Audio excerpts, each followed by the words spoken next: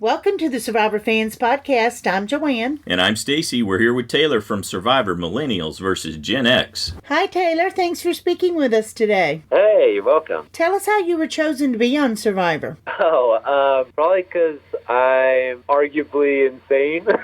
I don't think there's too many people that are willing to do that or that are capable of doing it. But I applied in the summer before we went, so this last summer.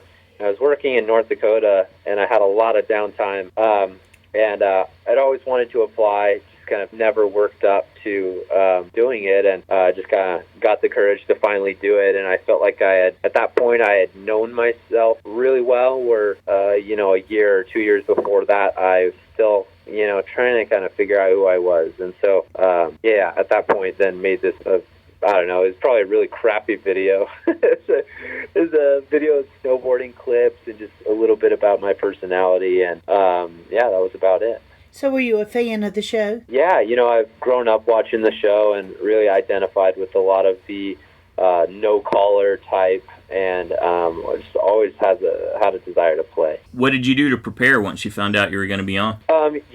Really, we didn't have too much time, but I'm pretty into slacklining and pretty physically fit as it is, and so I didn't really have to do too much work on that end. I read an article from one of the guys that got evac'd this last season, pretty early on in the game, but he had done a exit interview and had said that he had wished he had gained some weight to go on, so his body wouldn't have been in so much shock by doing that. And I'm typically pretty lean, and so I gained about I was shooting for 10 pounds, and I think I got up to 7.5 of just extra muscle, just lifting a lot. And I didn't do any rice diet or anything weird like that. I was binging before I went on. So that was about it. It was mostly a mental preparation, just kind of knowing what I'm getting myself into. You performed really well in the challenges. Tell us which one was your favorite and why. All of the ones with anything to do with balance. This last one was very fun. I enjoy the ones where I think for me my favorite was carrying over sandbags over. It was a beam, and it was quite difficult. But because I'm always snowboarding, always skating, and slacklining, then it just came very easy to me. And so that was a very fun challenge. Yeah, it seemed very natural. Yeah. Yep. Okay, who ate the most at the reward feast that we saw in the episode last night? You or Chris? Okay, get this. I would actually say David ate the most. Wow. Yep. There was, because I went into it and I had, with the merge feast, I kind of learned my lesson because I got so sick from eating too much. And Chris had learned that lesson when he won a reward. And they had that chef come to the camp.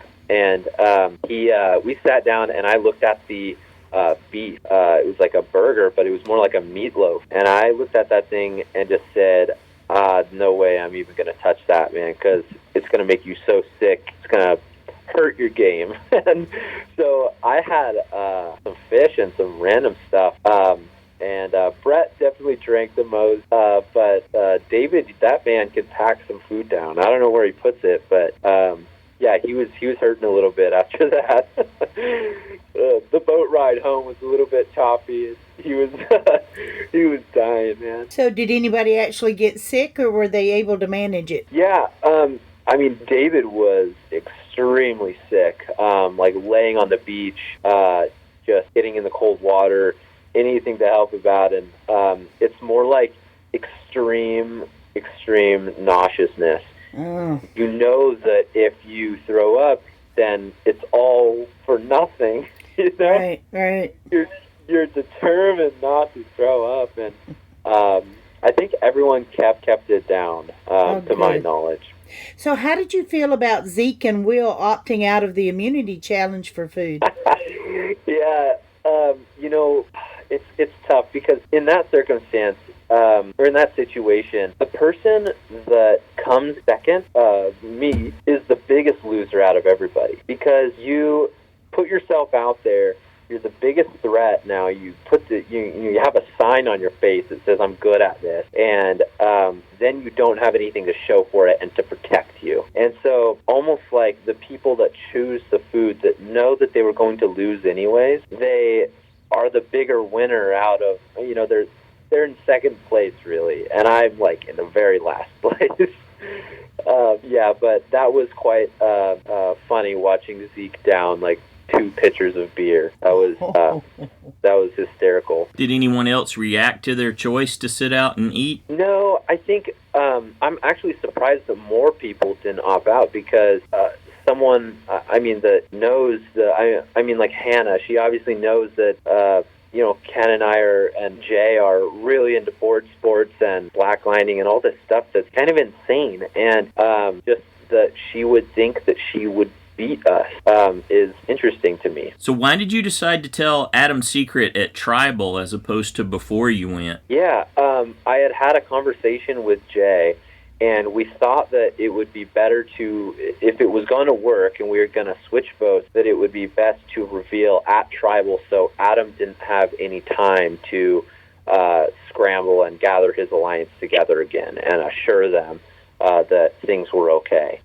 We really wanted to watch him scramble right then and there and not have any time to change things. But obviously it didn't work in our favor, and obviously if I could do it again, I would try to tell someone like Chris that Adam had an advantage and that we should get rid of him, and but woulda, coulda, shoulda. Yeah. Was there anything else discussed at Tribal that was interesting that we didn't get to see?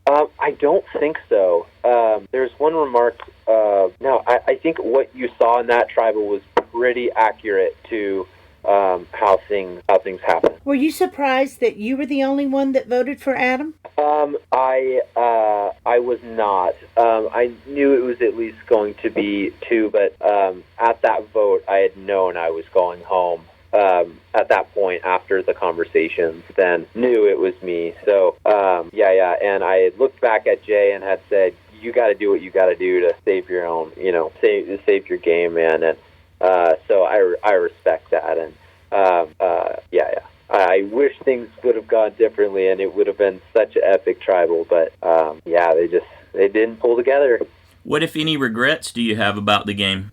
Not too many, to be honest. If I was going to steal food again, I would do it with a group, so you could share the sin or the load or whatever you want to call it. And then obviously just trying to weasel my way into Chris's group. And, I really wanted to work with Chris. I thought we'd be a good team, and just never got the opportunity to. What did you mean when you said you had skills with mason jars? It was taken a little bit out of context, where I was talking about bottling beer and preserving things, canning, and I knew that obviously I didn't want to steal like meat and cheese, and was explaining why I stole the things that I did, because these are non-perishables and they could stay there forever, and so only grabbed things that wouldn't go bad, and then was eating the things that would go bad quickly, so they didn't go to waste. What criteria will you use to decide who'll get your final vote for the money? Oh man, to be honest, I want to know what they did to get to the end.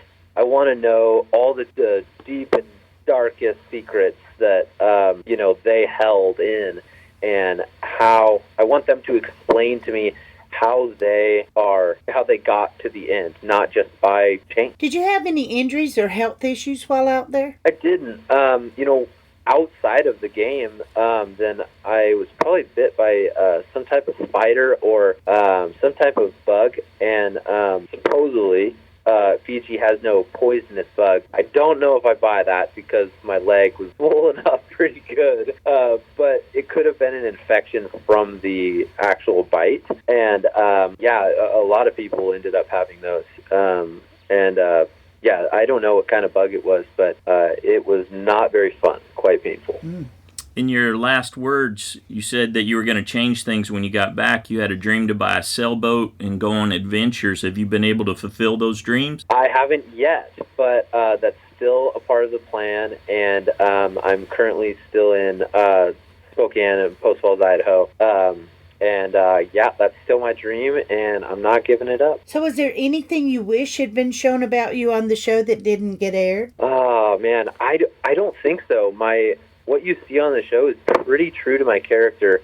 I wish that I would have been able to prove that I am pretty good at puzzles and art in general. So some of the challenges that had happened, I looked at that and just went, wow, I'm going to be really good at this, but I don't want to be labeled as a puzzle wizard. And Michelle had already taken that title, and so I didn't want to put any more of a target on my back that I already had. What's next for you? Oh, man. I've had a pretty strong desire to go up to Alaska and work on a buddy's fishing boat up there. And so I'd really like to do that. I have a son on the way. And congratulations. Yeah, thank you. Looking to buy a sailboat this next spring, and probably go up the Oregon coast. Well, Taylor, thank you for sharing with us today, and good luck to you.